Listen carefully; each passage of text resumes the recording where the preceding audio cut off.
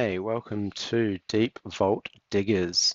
Today I'm going to show you how to solve one of the riddles. I feel I'm giving a little bit too much away here. It's going to make it a bit too easy.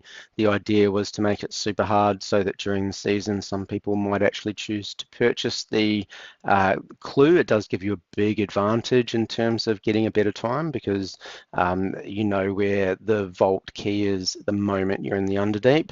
And you don't have to go and free Papa Smurf to get extra diamonds so that you can unlock the clue location. You can just go straight ahead and randomly choose one and do enough runs, you'll probably get that. But the combo code really gives you a big advantage. So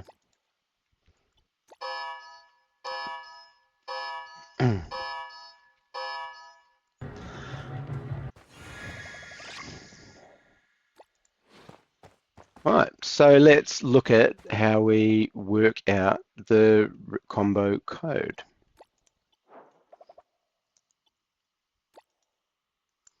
So there are three riddles.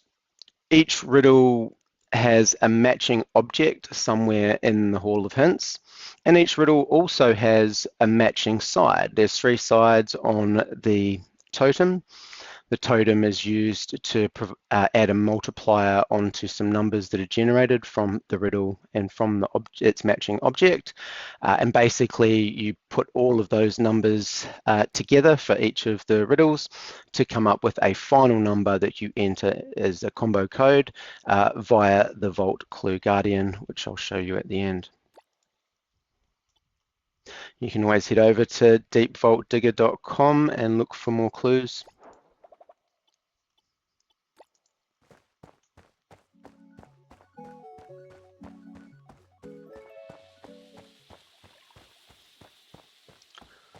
Okay, so we're going to start with this riddle. I speak without a mouth and hear without ears. I have no body, but I come alive with the wind. What am I? Now, it's easy enough to Google or use AI to solve this. I'm sure it's not that hard for people to solve the actual riddles. The hard part of it is to be able to derive the correct numbers for the combo code. So the answer to this riddle is an echo. So we need to look for something in here that matches with an echo. Now, the matching object is not always going to be that straightforward. It's not always just going to be exactly what the riddle is. You might need to interpret some other meanings for that same word. And for echo, another meaning or another use of the word echo is reflection. Essentially, an echo is a reflection of sound. So if we look around here, there's a few things here that definitely could be a reflection. It was put here on purpose to throw people off, right? But what we're actually after for this riddle is this picture here. You can see in this picture that there are two people essentially that are reflections of each other on each side.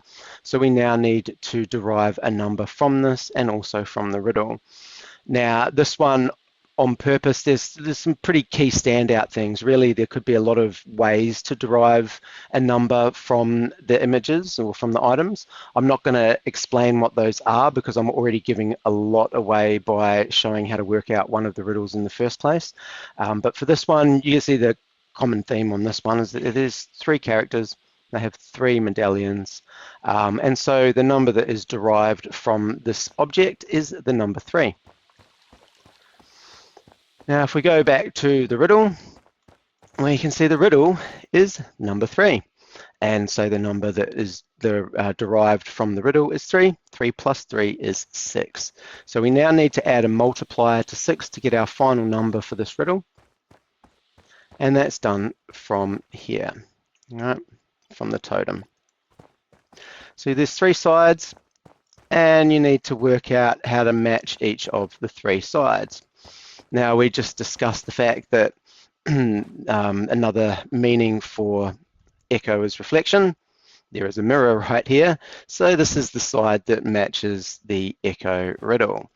Now, there could be a number of ways too to derive the multiplier from the side, but for this particular instance, I'm going to show you anyway, so you're going to be able to work it out pretty easy for all the other sides, I guess.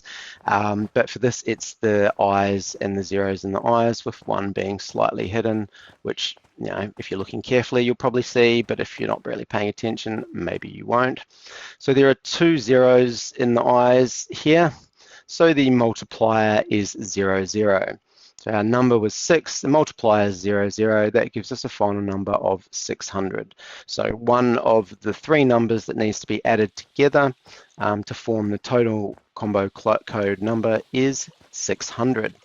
Once you have the combo code, you speak to the Vault Clue Guardian and you enter the code.